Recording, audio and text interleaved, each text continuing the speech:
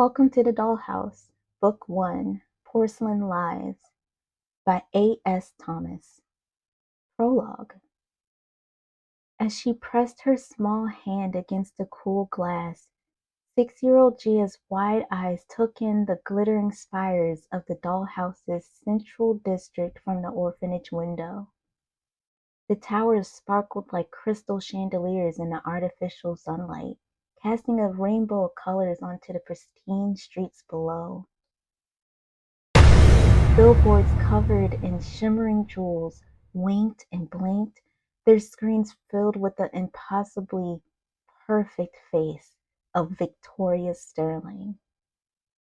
The sound of her voice, accompanied by a familiar jingle, echoed from the unseen speakers and sent a thrill through Gia's heart, reminding her that this was where she belonged, among the glamorous elite of the dollhouse.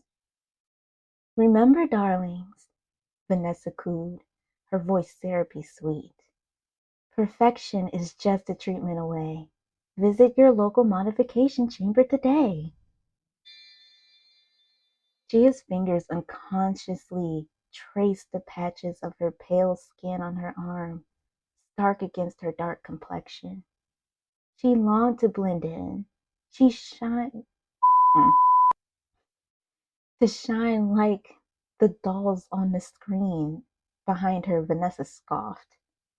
"You're wasting your time, Gia," Vanessa said. "We will never be a part of the dollhouse.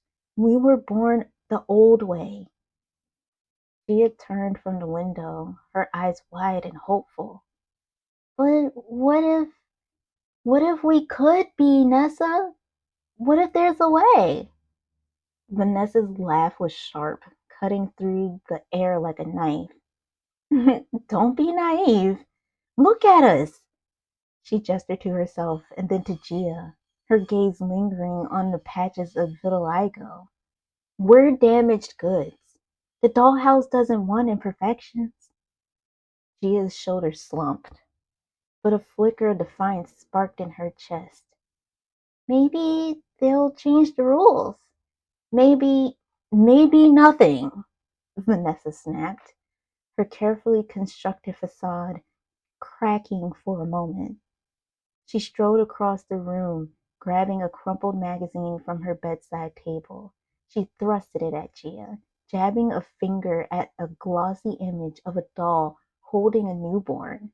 The baby looked perfect, not a blemish or extra limb anywhere.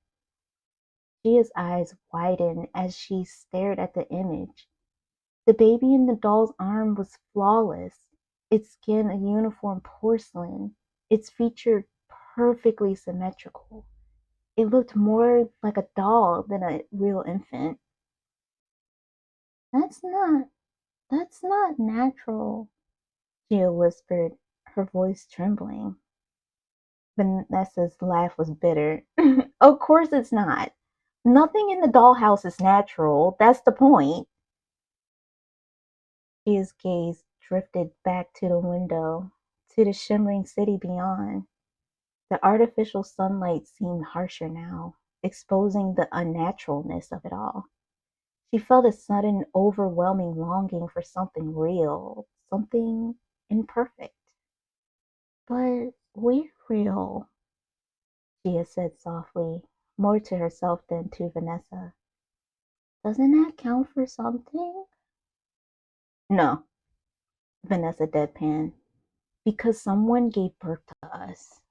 Dolls aren't allowed to give birth naturally. That's why we're stuck in an orphanage outside the dome with the other imperfects." Gia's fingers curled around the magazine, crumpling its glossy pages. She felt a lump form in her throat as the weight of Vanessa's words sank in.